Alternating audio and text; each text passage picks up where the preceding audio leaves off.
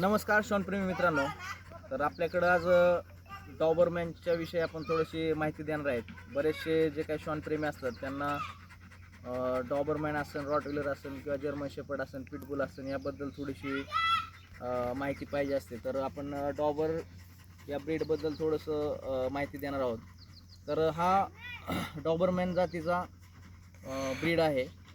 तर ही American breed आहे. डॉबरमॅनमध्ये दोन प्रकारचे ब्रीड असतात. एक अमेरिकन डॉबरमॅन आणि एक युरोपियन डॉबरमॅन.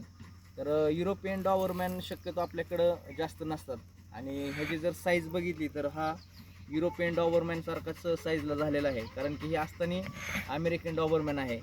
आणि डॉबर राजाने हा जी ब्रीड आहे ती स्वतःच्या संरक्षणासाठी बनवलेली होती. आणि जसं जसं त्यांना ह्या ब्रीडमध्ये जशा जशा उणिवा भासत गेल्या तसं तसं ह्यांनी या ब्रीडमध्ये चेंजेस केलेले आहेत. म्हणजे डॉबरमॅनची जन्मतःच शेपटी कट नसते. डॉबरमॅनची शेपटी लांब सडक असते आणि त्याचे कान जन्मतःच असे वर नसतात, त्याचे कान खाली असतात.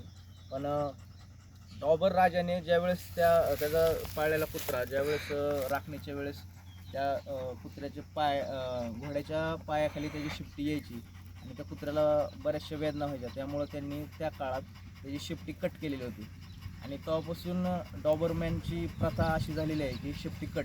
आणि शिपटी कट असल्याचा असा एक फायदा आहे की ह्या कुत्र्याची शिपटी कट असल्यामुळं समोरच्या कुत्र्याला हा कुत्रा घाबरला आहे का नाही हे लवकर समजतच नाही. कारण की कुत्र्यांचा एक गुणधर्म असतो, कुत्रा जर घाबरला तर तो शेपटी खाली घालत असतो आणि शेपटी खाली घातली की समोरच्या कुत्र्याला समजून येत असतं की याने शेपटी खाली घातली म्हणजे हा घाबरला. मुळातच डॉबरमॅनला शेपटीच नसल्यामुळं हा भिलाय का नाही, घाबरलाय का नाही ही शक्यतो कोणाला समजत नाही. दुसरी गोष्ट आहे जे कान. तर ज्यावेळेस डॉबर राजाच्या खजिन्यावर हल्ला झाला त्यावेळेस त्यांच्याकडे 6 डॉबरमॅन होते आणि 6 डॉबरमॅनमधले 2 डॉबरमॅन त्या हल्लेखोरांनी कानाला धरून फेकून दिले होते. तर कान असे निसरून जावेत त्यामुळं त्यांनी त्यावेळेस कान क्रॉपिंग केले होते आणि तेव्हापासून ही कान क्रॉपिंग करणं आणि शेपटी कट करणं ही या ब्रीडची ओळख झालेली आहे. आणि त्यांच्याच नावावरून या ब्रीडला डॉबर नावाच्याच राजाच्या नावावरूनच ह्या ब्रीडला डॉबरमॅन असं नाव घोषित झालेलं आहे. कारण की हा एक मोठा इतिहास आहे आणि ह्याचा जर तुम्हाला पुरावे जर पाहिजे असतील तर इजिप्तमधील जे काय पिरॅमिड आहेत किंवा पिरॅमिडच्या वरती डॉबरमॅनचे चित्र तुम्हाला आजसुद्धा इतिहासात बघायला भेटतील. तुम्ही गुगलला ह्याला सर्च करू शकता. मित्रांनो, डॉबरमॅन हा आपल्या शेतीसाठी एकदम जबरदस्त आणि फुल एनर्जेटिक अशी ब्रीड आहे. आणि डॉबरमॅनला केस कमी असल्यामुळं हा मेंटेन करायला एकदम व्यवस्थित आहे. जर्मन शेपर्डसारखे ह्याला केस नसतात, ह्याचे केस एकदम छोटे छोटे असतात, त्यामुळं हा मेंटेन करायला एकदम व्यवस्थित जातो. आणि ह्याला पाळायला जर म्हणलं तर मालकाबद्दल एकदम लॉयल, प्रामाणिक आणि एकदम एनर्जेटिक ब्रीड आहे.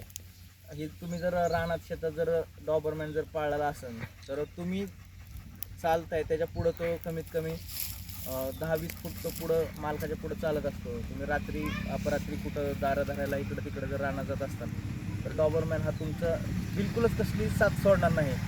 ही एक ह्याची खासियत आहे.